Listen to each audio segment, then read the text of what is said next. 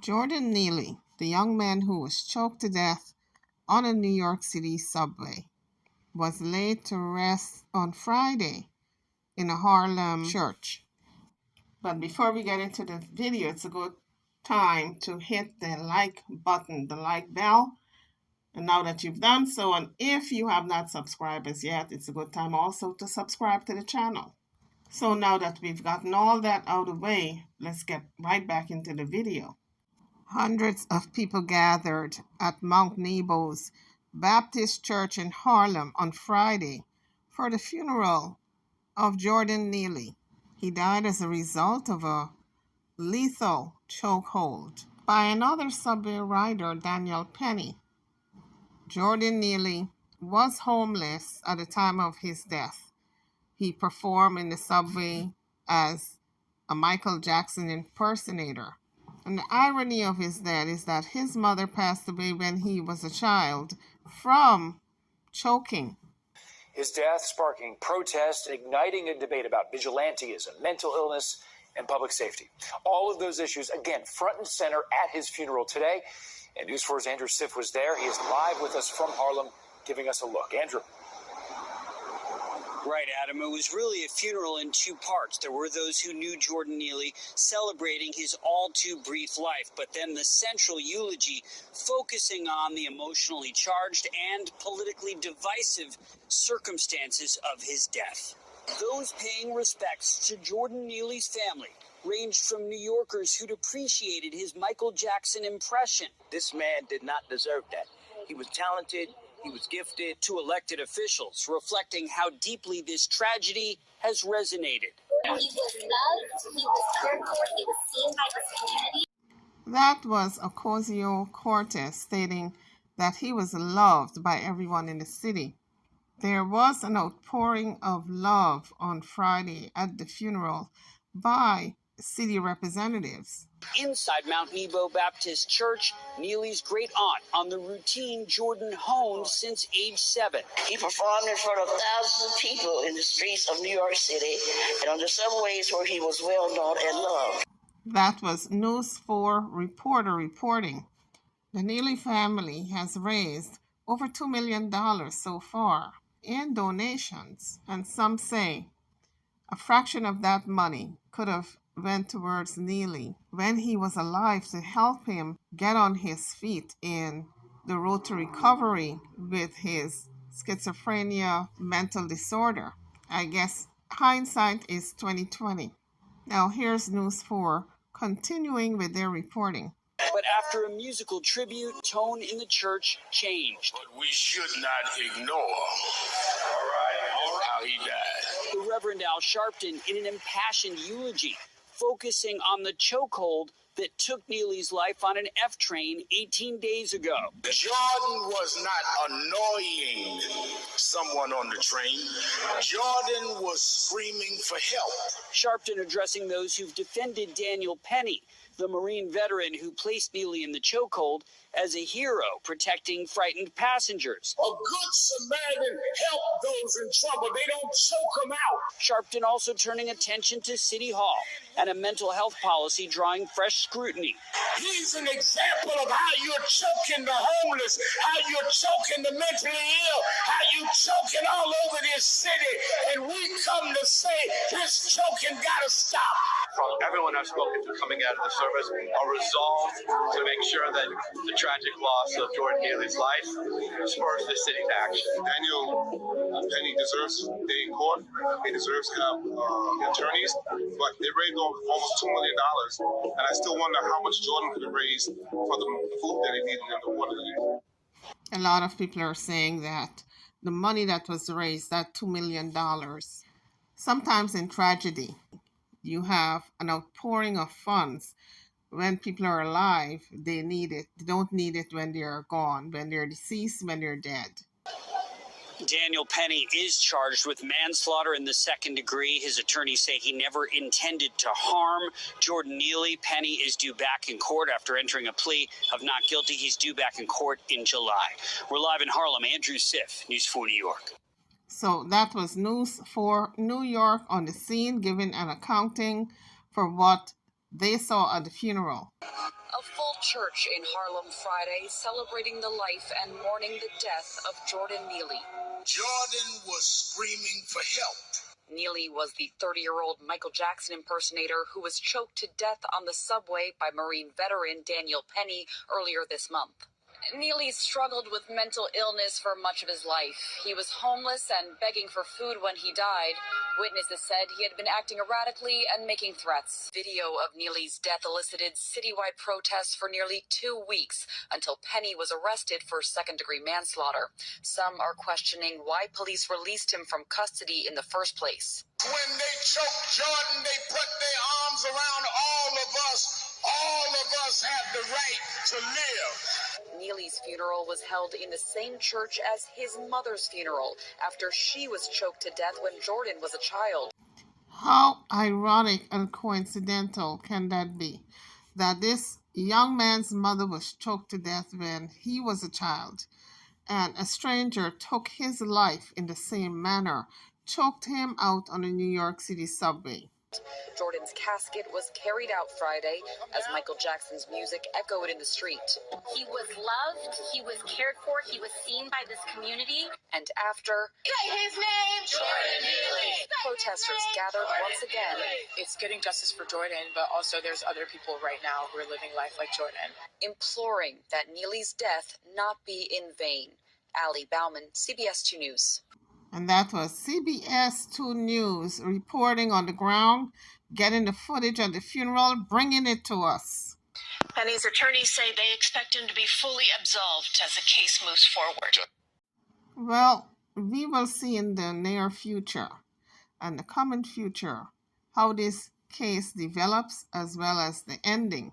Because if it ends in this case being dismissed, then we're going to see another uprising in New York City, one that we have seen with George Floyd. When he was killed and a knee was being placed on his neck, snuffing out his life, then we're going to see the same type of uprising from citizens because the climate of protest is heating up and people are anticipating the hearing as well as the trial for Daniel Penny. Jordan Neely, who had been struggling with mental health issues and homelessness for years, was screaming for help. Al Sharpton told the crowd of relatives, friends, as well as elected officials on Friday.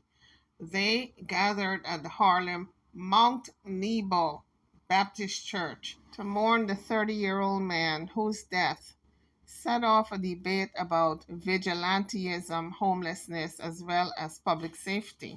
Reverend Al continued to say that people who have mental health problems don't need abuse, he said, chastising people including Florida Governor Ron DeSantis, who has spoken out in support of Daniel Penny, the man who put Jordan Neely in a chokehold. The potential Republican presidential candidate has called Penny a good Samaritan and shared a fundraising link for Penny's legal defense, which has raised more than $2 million. So Reverend Al Sharpton gave the Bible parable of the Good Samaritan is about coming to the aid of someone in need. A good Samaritan, he says, helps those in trouble. They don't choke the person out. So here is Reverend Al eulogizing Neely. He started out with, I was hungry and you brought me food. And you brought me food. I was thirsty and you gave me drink. I was a stranger and you took me in. I was naked and you clothed me. I was sick and you visited me. I was in prison and you came to me. May God add a blessing to the reading of his word. Why did I select that scripture? Because there has been, since Jordan's death, a distortion of values that we need to make clear that has been violated. When I first got the call about Jordan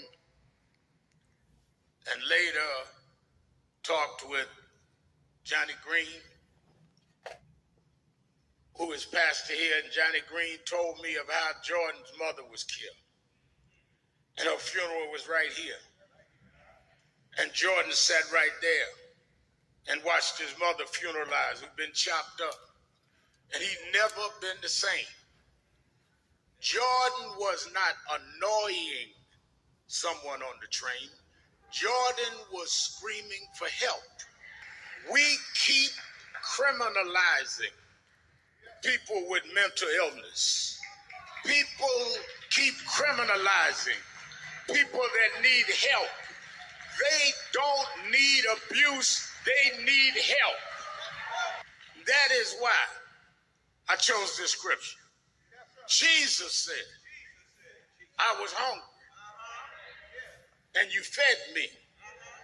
I was outdoors, you took me in. These are the principles you claim to live by.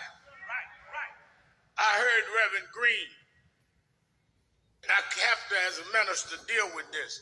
I heard the governor of Florida, DeSantis, say that the man that killed Jordan was a good Samaritan. Well, and they raised over $2 million for this man.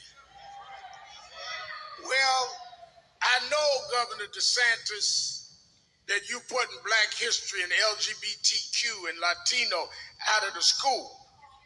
But I have a Bible to put in the governor's office because apparently you don't know what the Good Samaritan was. Jesus told the parable of the Good Samaritan. He said there was a man beaten and robbed on Mildred and put by the side of the road.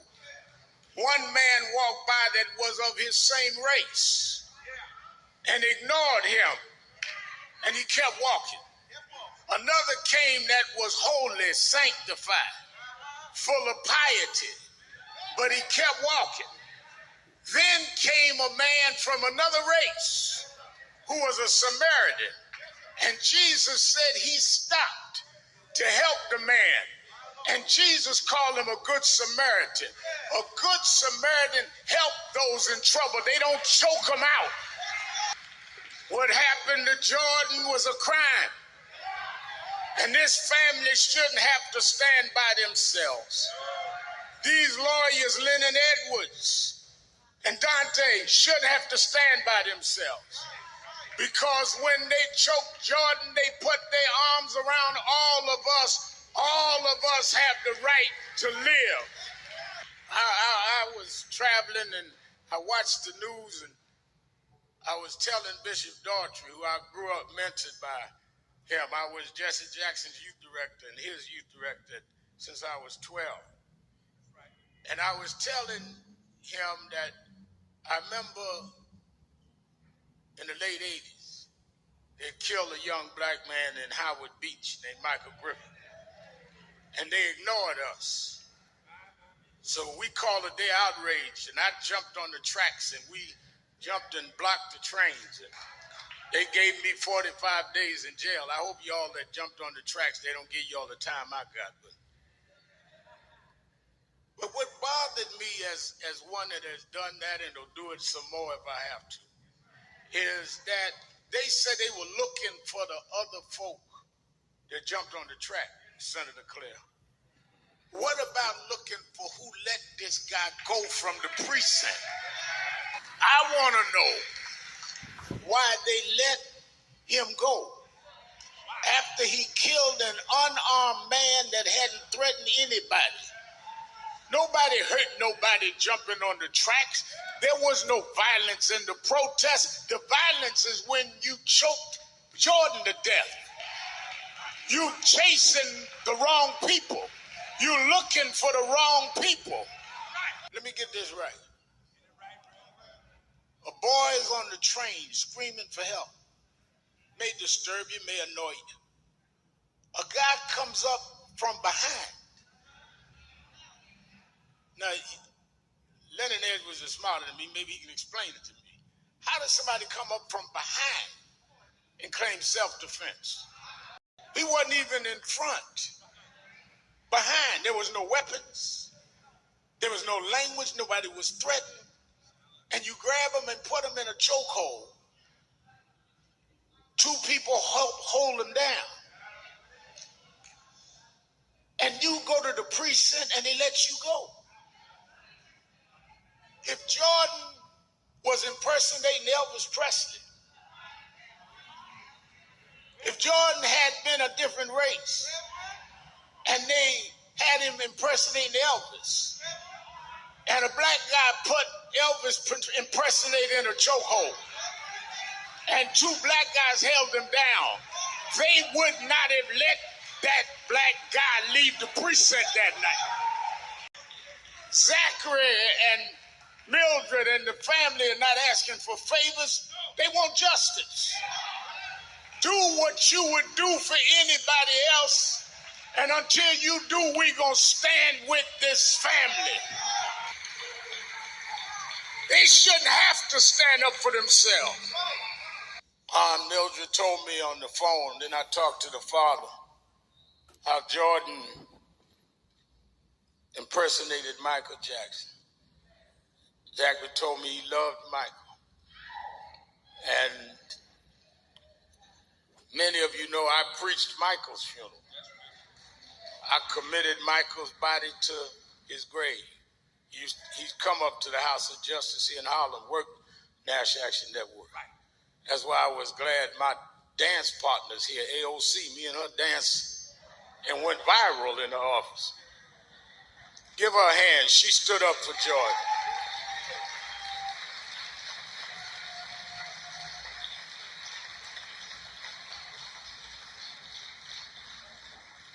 Despite whatever mental challenges he may have had, he wanted to be something. He didn't want to be a drug dealer. He wanted to be Michael Jackson. He didn't want to be a thief or a crook. He wanted to be Michael Jackson. He wasn't trying to be something negative. He wanted to be like Michael, that made the world smile and get on one beat. You didn't have the right to snatch the life out of this young man.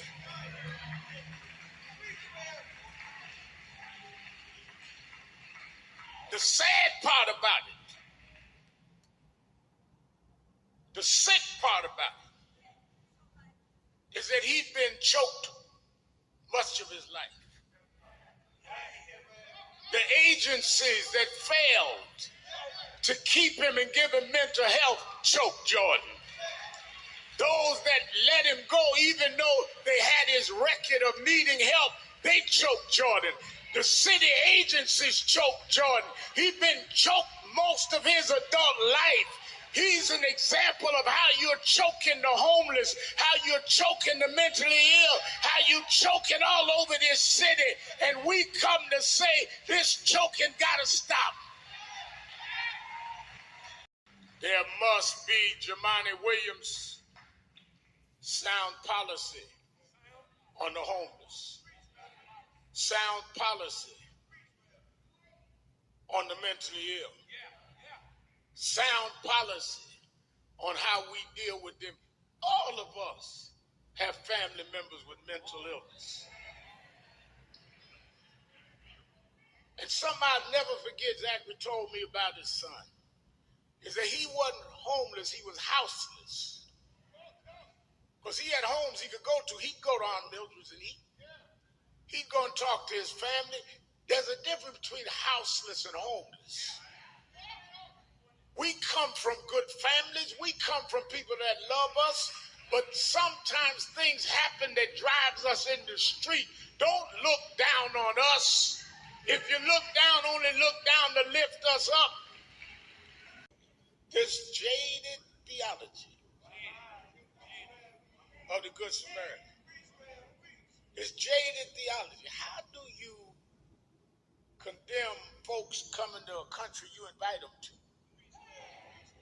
And don't teach and don't treat the ones that built the country right that's already here.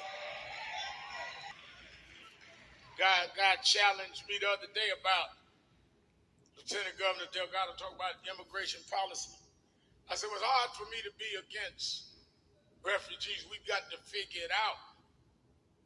But how do you preach against refugees and then talk about Jesus? The Bible tells me that an angel told Joseph to get the mother Mary and the baby Jesus and flee to Egypt because there's genocide getting ready to happen. And Jesus went to Egypt in North Africa and grew up in refuge, which made Jesus a refugee. You quote scriptures that you don't believe in. You preach doctrines that you don't live by. You hang up on the agencies of the city titles, but you don't have the function. You're not looking out for those mentally ill. You're not looking out for the homeless. You are somewhere with a big title and no function.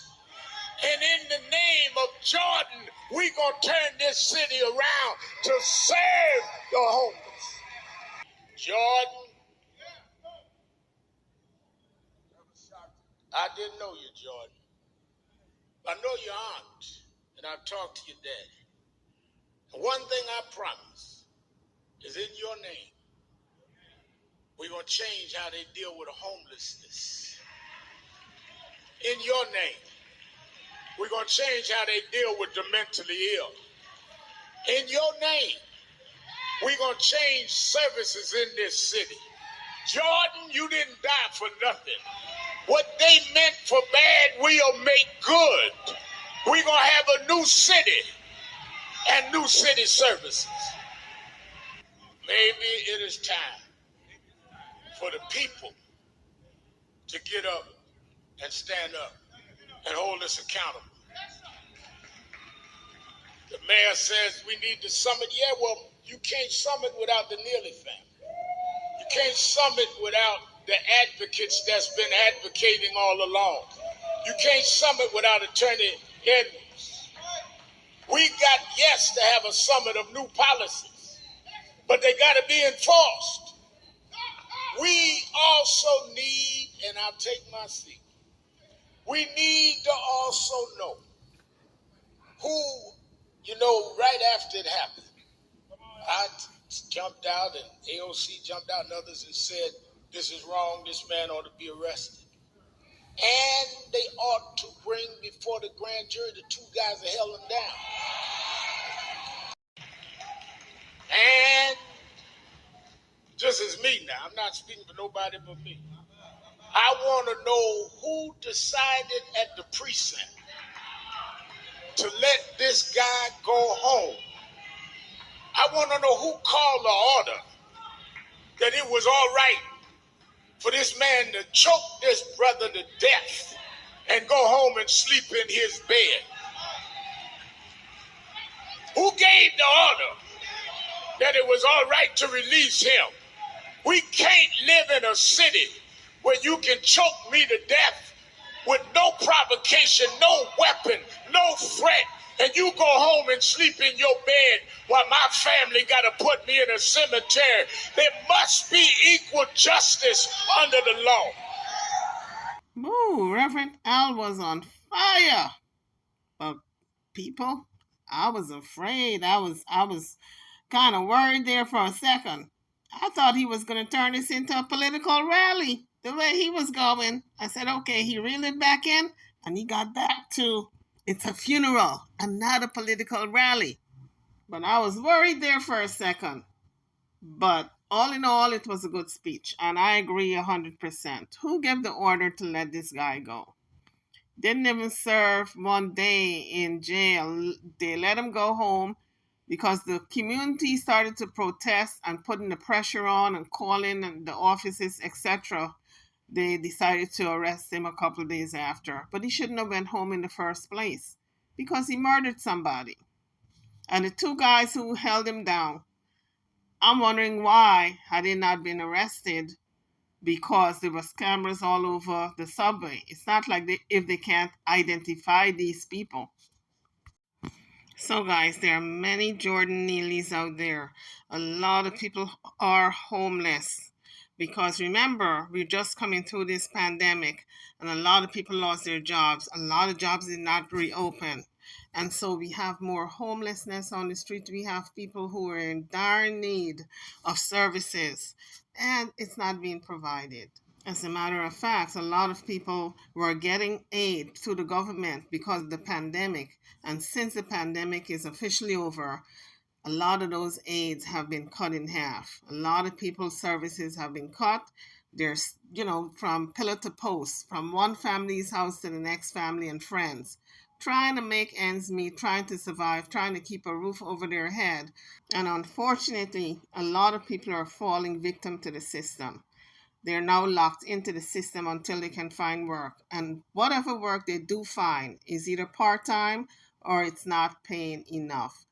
And in terms of the mental health issue, the system, the mental health hospitals are letting these people go too soon. You're in for 2 weeks and you're out. And then they tell you that you have to come back and check in and follow up. But if you have mental illness, if you have schizophrenia, you're not going to go back. You're not going to check in because the illness will tell you that these people are no good, these people are out to get you. And so in your mind, why would you go to a place and follow up when in your mind these people are out to get you? So the system is not thinking clearly. All these hospitals and clinics and these doctors who are releasing these patients, these psychiatrists, and they think, okay, these people are going to follow up, and they assign maybe a family member to make sure they follow up. Guess what? They are scared of the family members. They don't trust the family members. And they stay clear from the family members because they don't trust them. So I don't think it's very feasible for that particular system to continue. I think these people got to be kept in these institutions longer. They need proper treatment. They need a turnaround before they let them back out on the street. They have to see some real improvement before they're let out. Because the way things are going right now, there are more mad people out there, I believe, than in the institutions. A lot of people on the street with bipolar disorders, but they're let out too soon. And like I said before, they're not going to follow up because families do call to get their loved ones help. And the institutions, these mental institutions, keep them for 2-3 weeks and then release them and say, okay, you're free to go. You have to check back in to the whatever clinic, whatever hospital for outpatient treatment. But if the person has schizophrenia, do you think they're going to adhere to that regimen, adhere to that schedule? Do you think they're going to follow up and come back in? Not when they're paranoid and think everybody's after them. So there are a lot of Jordan Neelys in the world. And hopefully the system gets better across the board, across the U.S., because I see it every day where I walk the street and there's mentally ill people out there. It's real, folks. This is not just one person. There's a whole host of them out there with the same situation. So when these people start yelling and screaming because they're paranoid, they're seeing things, they're hearing things, and they're scared, is somebody else going to choke them out? That is the question. YouTubers, feel free to weigh in on this conversation. I'd like to know what you think and feel. And drop your comments in the comment section. Don't forget to like, share, and subscribe to my channel and to this video. You can donate to the channel by dropping a few dollars in it. Super thanks. It's right there on the YouTube page. If you look down and scroll to the left, you will see it. It's a heart with a dollar sign in the center. I'm over and out. I'll see you guys on the next video. Thank you for watching.